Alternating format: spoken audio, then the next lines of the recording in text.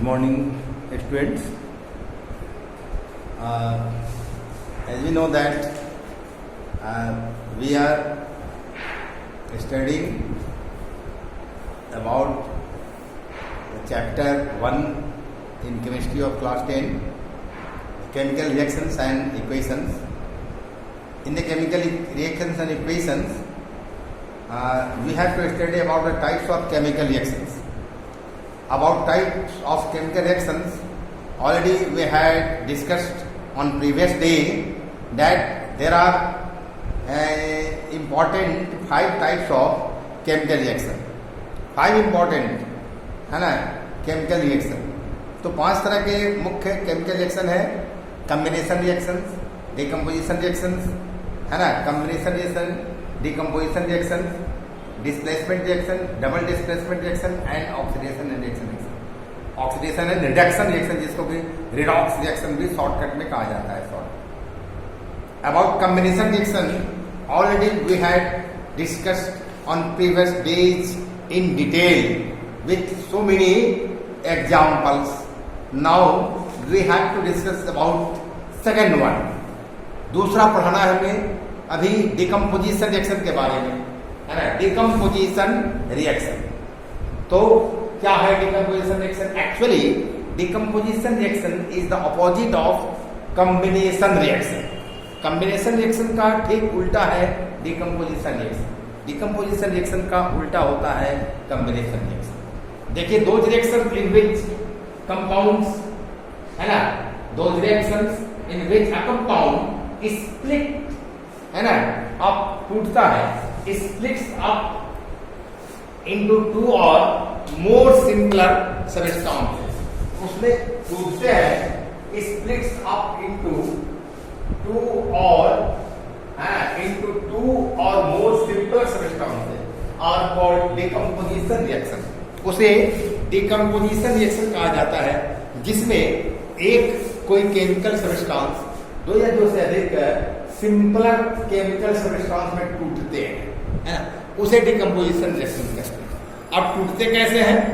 तो टूटते हैं हीट के असर से, बाय अप्लाइंग हीट, है ना, लाइट के असर से, बाय अप्लाइंग लाइट, और या इलेक्ट्रिसिटी के असर से, by applying electricity.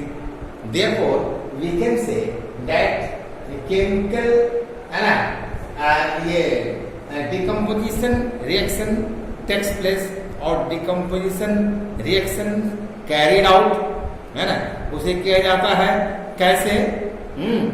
Bye applying heat, light और इलेक्ट्रिसिटी, है ना. तो वही यहां लिखा कि this decomposition reaction is just the opposite of the combination reaction. We should know that when a decomposition reaction is carried out by heating.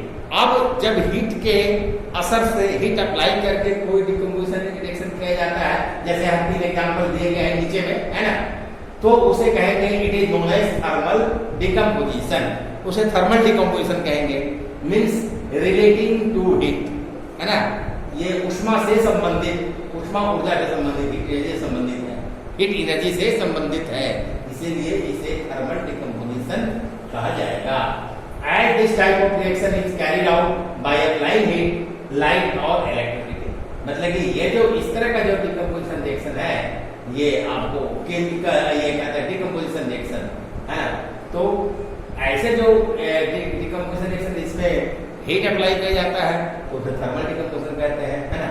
जिसमें light apply किया जाएगा, लाइट का एप्लीकेशन होगा, है ना, दैट इज नोन एज, है ना, ये लाइट डिकम्पोजिशन रिएक्शन. जिसमें इलेक्ट्रिसिटी का होगा तो होगा electrical energy decomposition reaction. Electrical energy के द्वारा अपने एनर्जी को अप्लाई करके डिकम्पोजिशन रिएक्शन होगा भाई. तो ऐसा हम कहते हैं. अब इसमें देखना यहाँ पर ये है कि यहाँ पर कि एक जटिल पदार्थ जो है, जटिल जो केमिकल सब्सटेंस है, वो ब्रेक होता है, टूटता है ना. तो इसके लिए हम क्या करते हैं? इसके लिए बाहर से हीट एनर्जी प्रोवाइड करना पड़ता है. वो हीट एनर्जी हो सकता है या लाइट एनर्जी हो सकता है या इलेक्ट्रिक एनर्जी हो जाता है. तो इसमें क्या होता है? वह कंपाउंड टूटता है ना, 2 या 2 से अधिक सिंपलर कंपाउंड. यहाँ डिकम्पोजिशन रिएक्शन, यहाँ यह समझना है कि decomposition reaction is just the opposite of the combination reaction, इसको मैंने आपको पहले बता दिया है ना।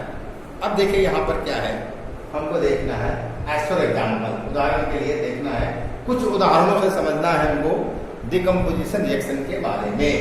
तो यहाँ समझना है, for example when ferrous sulphate एक केमिकल सब्सटेंस है, वो केमिकल कंपाउंड है, ये क्या है, complex chemical compound, actually ferrous sulphate is a complex chemical compound and when this ferrous sulphate which is in green colour, ferrous sulphate green colour में होता है, यह green coloured ferrous sulphate, when this green coloured ferrous sulphate is heated strongly, काफी strongly, बहुत तेज से बुंसन burner से जब गर्म करेंगे, इट डिकम्पोजेज, ये फेरस सल्फेट डिकम्पोज होता है and to form ferric oxide, क्या बनेगा, फेरिक ऑक्साइड बनेगा, है ना, और सल्फर डाइऑक्साइड बनेगा और सल्फर ट्राइऑक्साइड बनता है। 1 नंबर का यही है। तो इसमें क्या होता है कि हम देखते हैं कि यहाँ पर ग्रीन कलर फेरस सल्फेट का है, तो वहां दिया है 2FeSO4 सॉलिड है, ग्रीन कलर फेरस सल्फेट है, हीट के असर से हीट का ये डेल्टा, ये चिन्ह है हीट का, वो डिकम्पोजिशन रिएक्शन होगा, तो क्या होगा, यह ब्राउन कलर के फेरिक ऑक्साइड में चेंज हो जाएगा, ब्राउन कलर वाला फेरिक ऑक्साइड, है ना। The smell of burning sulphur is obtained due to the formation of ferric oxide gas. तो जब ब्राउन कलर का फेरिक ऑक्साइड, है ना, क्या बनता है कि एक स्मेल आएगा, गंध आएगा सल्फर के जलने का गंध, जैसे सल्फर जो है ना गंधक जब जलता है तो जैसा गंध आता है वैसा ही गंध आता है ना, वो ऑब्टेन किया जाता है due to the formation of sulphur dioxide gas, क्योंकि सल्फर डाइऑक्साइड SO2 गैस बनता है, तो जब भी SO2 गैस बनेगा तो एक गंध आएगा सल्फर के जलने वाला गंध। इस रिएक्शन में एक सब्सटेंस आपको ग्रीन कलर फेरस सल्फेट है, when this green colored ferrous sulfate is heated strongly, then decomposition of this complex compound green colored ferrous sulfate takes place and it decomposes, here decomposition reaction takes place, it decomposes into Fe2O3 means brown colored ferric oxide जो solid state में होता है, plus SO2 gaseous state में sulphur dioxide gas, plus SO3 gases से sulphur trioxide gas, ये मिलते हैं। तो मान है 2FeSO4 सॉलिड, उसके बाद उसको हीट करके डिकम्पोज किया गया Fe2O3, है ना, solid plus SO2 gas plus SO3 gas. इस तरह से हम देखते हैं कि कलर चेंज हो रहा है, इसलिए केमिकल रिएक्शन है, हीट अप्लाई किया जा रहा है, इसलिए केमिकल रिएक्शन है ना। तो हम ये देख रहे हैं क्या कि एक जटिल पदार्थ जो है वो टूट रहा है 3 सिंपल सब्सटेंस में हीट अप्लाई करने पर, है ना। So this is a decomposition reaction, so it is actually a thermal decomposition reaction, है ना। यहाँ ध्यान देने की बात यह है कि फेरस सल्फेट को आयरन 2 सल्फेट भी कहते हैं, यहाँ आयरन 2 सल्फेट भी है, हम फेरस सल्फेट जो है उसको हम आयरन 2 सल्फेट भी लिख सकते हैं, है ना। ये आयरन 2 सल्फेट है, we can write this like iron 2 sulphate, ऐसा हम लिख सकते हैं, क्योंकि इसमें आयरन का वैलेंसी 2 है ना, फेरस का वैलेंसी है, फेरस का वैलेंसी 2 है, और यहाँ जो है ये जो है आपको आयरन 3 ऑक्साइड है, इसको हम लिख सकते हैं क्या, iron 3 oxide, iron third oxide जैसा इसको हम लिख सकते हैं Fe2O3 को, जो brown colour ferric oxide, iron third oxide, इसमें वैलेंसी इसका 3 है ना, आयरन का। तो ferrous sulphate is known as iron second sulphate, ferric sulphate is known as iron third sulphate and ferric oxide is known as iron third oxide. यह बात समझ में आ गई। उसी तरह से नेक्स्ट एग्जांपल है क्या, when calcium carbonate is heated it decomposes to give calcium oxide and carbon dioxide. Calcium carbonate है, CaCO3 सॉलिड है।